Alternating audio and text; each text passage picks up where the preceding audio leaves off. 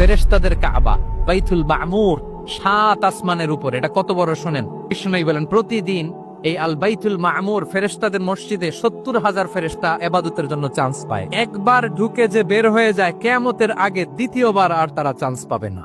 ওইটা শেষ। এরপরে সিদরাতুল মুনতাহা, সীমান্ত বৃক্ষ, এটা আরো বড়। ফেরেশতাদের জ্ঞান সীমানা ওইখানেই শেষ। এর উপরে কি হয় ফেরেশতারা আর জানে না। সিদরাতুল মুনতাহার এরিয়া শেষ। এরপরে শুরু হয় আল্লাহুল মাহফুজ, কোরআনের বাড়ি। এটা মিন দুররাতিন বাইদা, সাদা ঝকঝকে ডায়মন্ড দিয়ে আল্লাহ বানাইছে। আমাদের সবার তাকদীর ভাগ্যলিপি ওইখানে লেখা। ওইটা শেষ। এরপরে শুরু হয় লা জামান লা মাকান এরিয়া। ওইখানে কোনো জামান নাই, মাকান নাই, no time no space area শুরু। ওইখানে কুরসি, যেখানে আল্লাহ পা রাখেন বা কুদরতি পা রাখেন।